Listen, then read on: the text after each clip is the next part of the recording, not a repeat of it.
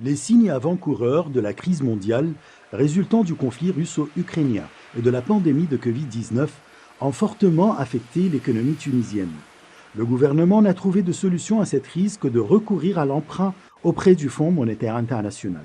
Ça, c'est, disons, un accord vital, si on peut dire, pour notre économie tunisienne et on ne peut pas s'empêcher de ne pas faire recours au FMI, bien évidemment. Parce que aujourd'hui, la Tunisie en sait pertinemment qu'elle passe par une crise, qu'elle a beaucoup de difficultés, qu'elle a des engagements à honorer, elle a des créances, bien évidemment, à payer, et bien sûr, mais pour avoir ce prix, il y a une condition sine qua non. C'est que nous, en tant que gouvernement tunisien, on doit vraiment répondre à toutes les réformes qui ont été demandées par FMI. La Tunisie, qui souffre d'une grave crise économique, attend l'approbation de l'institution internationale en échange de son engagement dans un ensemble de réformes visant à relancer les finances publiques et à stimuler la croissance économique. Il s'agit notamment de la suppression progressive des subventions au prix généralisé et coûteuses et la restructuration des institutions publiques endettées. Des réformes qui représenteraient une nouvelle charge pour les citoyens. La levée graduelle des subventions sur les produits alimentaires au carburant. Donc, certainement qu'il y aura un effet néfaste sur justement la vie des Tunisiennes parce que aujourd'hui, on va parler et on va se référer à un prix réel. Il n'y aura plus d'ajustement en fait au prix national et on est tous d'accord sur la dégradation du pouvoir d'achat des Tunisiens depuis un bon moment avec l'inflation des prix, on peut pas nier ça et je pense que certainement, comme on a dit tout à l'heure, que ces réformes vont être douloureuses, vont être impactantes sur la vie des Tunisiennes.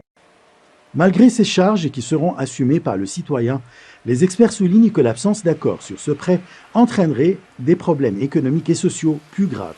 La pénurie de produits sur le marché et des contestations sociales peut-être si on n'arrive pas à faire des augmentations qui vont en face de l'augmentation du coût de la vie ou de l'inflation. Donc il peut y avoir certaines perturbations sociales comme on voit un petit peu partout, surtout en Europe, comme on voit dernièrement en France, dans pas mal de pays, où les gens, face à l'augmentation du coût de la vie, ils peuvent un petit peu contester leur situation de vie qui devient de plus en plus difficile.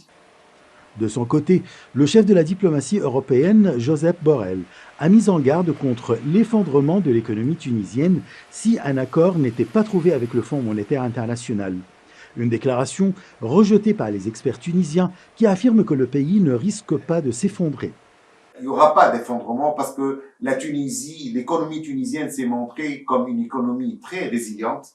Depuis 2011, on parle d'effondrement, mais ça n'a jamais eu lieu. La Tunisie, elle a une économie très résiliente, une économie très variée, qui repose à la fois sur l'industrie, le tourisme, les services, le commerce et pas mal d'autres secteurs. Donc, l'effondrement, c'est pas encore à l'ordre du jour, mais les difficultés vont se poursuivre. Les négociations entre la Tunisie et le Fonds monétaire international piétinent.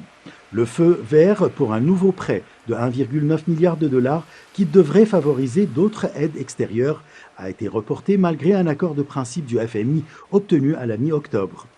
Notant que Tunis a initié de nouvelles taxes pour soutenir son budget 2023 et que le pays attend cette année une inflation de 11%. Achraf Massoud pour CGT1 français.